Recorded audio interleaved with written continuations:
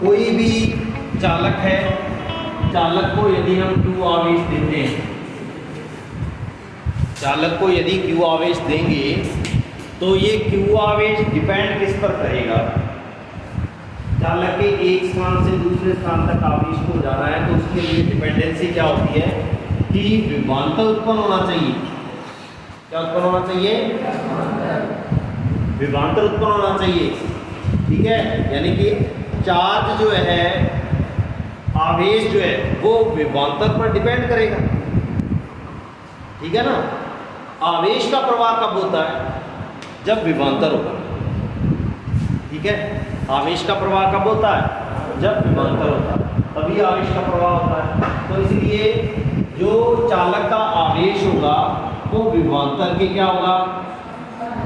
समानुपाती। ठीक है, Q directly proportional to V, या इसको ऐसे भी लिख सकते हो V directly proportional to Q, ऐसे भी लिख सकते हो। ठीक है, यहां इस समानुपाती चिन्ह को हटाएंगे, समानुपाती चिन्ह को हटाएंगे तो यहां पर आ जाएगा Q बराबर CV। क्या आ जाएगा? Q बराबर CV। यहाँ C एक तरीके से अलग राशि प्राप्त हुई आपको। यहाँ C जो है वो कहलाती है चालक की धारिता। C क्या कहलाती है? चालक की धारिता कहलाती है। ठीक है, तो C बराबर क्या आ गया? Q/V आ गया।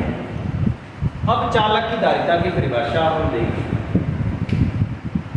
किसी चालक में आवेश संग्रह करने की क्षमता को उस चालक की विद्युत धारिता कहते हैं।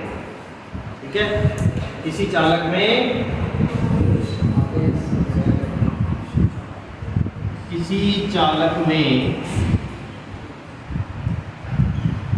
आवेश संग्रह करने की क्षमता,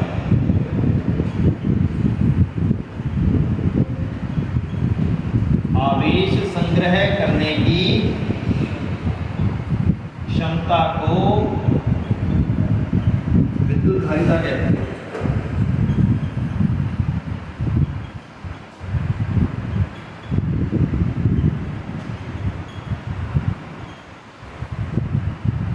किसी चालक में कितना आवेश स्टोर है उसको हम क्या कहेंगे? विद्युत धारिता कहते हैं। ठीक है, और विद्युत धारिता को C से प्रदर्शित करते हैं। C बराबर जो होता है वो Q/V होगा। ठीक है, ये इसका फंडामेंटल कॉन्सेप्ट है विद्युत धारिता। बात आती है कि क्या विद्युत धारिता Q/V पर डिपेंड करेगी? हम कहेंगे नहीं, विद्युत धारिता Q/V पर डिपेंड नहीं करेगी। क्यों नहीं करेगी? क्योंकि ये तो समानुपाती है भाई। Q बढ़ेगा तो V बढ़ेगा। समानुपाती है कि नहीं एक दूसरे के? समानुपाती का मतलब क्या होता है? एक बढ़ रहा है तो दूसरा भी उसके साथ साथ परिवर्तित हो रहा है। तो इसलिए उसके साथ साथ परिवर्तित हो रहा है, ये कहा मैंने। तो Q/V यानी कि ये चेंज हो रहा है तो उसके साथ साथ ये भी चेंज हो रहा है। तो इसलिए किसी भी चालक की जो विद्युत धारिता होती है वो Q/V पर निर्भर नहीं करती। फिर किस पे निर्भर करेगी? ये निर्भर करेगी चालक की प्रकृति पर और उसकी ज्यामिति पर। उसकी ज्यामिति मतलब उसका आकार कैसा है, आकृति कैसे है, उस पर डिपेंड करेगी। ठीक है, तो बात क्लियर हुई? क्या कहा मैंने कि जो सबसे इंपॉर्टेंट लाइन है कि किसी भी चालक की जो विद्युत धारिता होती है वो Q/V पर निर्भर नहीं करती है। ठीक है, Q/V पर निर्भर नहीं करती है। ये निर्भर किस पे करेगी? चालक की प्रकृति पर और उसकी ज्यामिति पर, चालक की ज्यामिति पर। ठीक है, धारिता की परिभाषा समझ में आ गई? अब बात करते हैं इसके मात्रक की। मात्रक क्या होता है? इसका मात्रक होता है फैरड। क्या मात्रक होता है? फैरड। एक है फैराडे। फैराडे आवेश का मात्रक है। ठीक है, 96,500 कूलाम होता है एक फैराडे बराबर। ये है फैरड। क्या मात्रक है? फैरड। आपको याद रखना इस प्रकार से। और इसको लिखते हैं कैपिटल F से। किससे लिखते हैं? कैपिटल F से लिखते हैं। ठीक है, तो 1 फैरेड बराबर क्या होता है कि 1 फैरेड बराबर हो गया जी 1 कूलाम बटा में 1 वोल्ट। इस सूत्र से 1 फैरेड बराबर क्या हो गया 1 कूलाम बटा में 1 वोल्ट। तो इसकी परिभाषा हम दे सकते हैं कि यदि किसी चालक को 1 कूलाम आवेश देने पर उसके विभवांतर में 1 वोल्ट की वृद्धि हो जाए तो उसकी धारिता क्या होगी 1 फैरेड होगी। यदि किसी चालक को 1 कूलाम आवेश देने पर उसके विभवांतर में 1 वोल्ट की वृद्धि हो जाए तो उस चालक की धारिता क्या होगी 1 फैरेड होगी। परिभाषा लिख सकते हैं ना। अब ये जो फैरेड लिखा हुआ ना ये बहुत बड़ा मात्रक है, ठीक है।